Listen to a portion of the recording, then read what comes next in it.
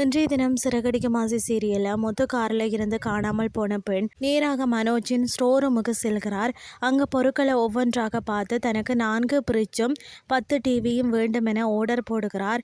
அதற்கு பிறகு apple juice வேண்டும் என்று கூற மனோஜ் வாங்கி கொடுக்கிறார். பிறகு சாமான்களுக்கு பில் போட சொன்னதால் மனோஜ் சந்தோஷத்துடன் பில் போடுகிறார். ஆனால் அந்த நேரம் பார்த்து அவர் வெளியே போய்விடுகிறார்.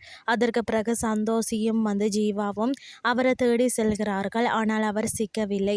அதே நேரத்தில் முதுவும் மனநலம் பாதிக்கப்பட்ட பெண்ணின் அம்மாவும் தேடி வரார்கள்.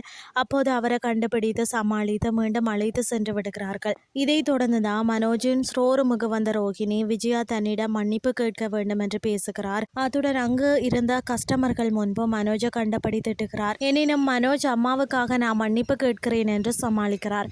மறுபக்கம் விஜயா வேலை தேடி ஓரிடத்திற்கு செல்கிறார். இங்கு 50,000 சம்பளம் கொடுப்பீங்களா என்று கேட்க 1 லட்சம் கொடுப்பாங்க என ஒருவர் சொல்ல அதனை நம்பி விடுகிறார் விஜயா.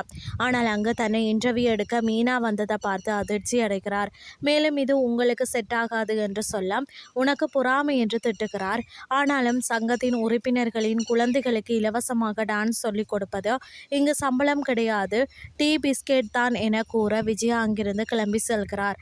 இன்னொரு பக்கம் ஸ்ருதியின் ரெஸ்டாரண்ட்டுக்கு நேத்து முகத்தை மூடிக்கொண்டு செல்கிறார். அங்கு ரவி என்கிட்ட வர மாட்டேங்கிற என்ன ரொம்ப அசிங்கப்படுத்திட்ட, உன் ரெஸ்டாரண்ட்டை க்ளோஸ் பண்ணாமல் விட மாட்டேன், உங்ககிட்ட ரவியையும் விட்டு கொடுக்க மாட்டேன் என்று மனதுக்குள்ள பேசி கொண்டிருக்கிறார்.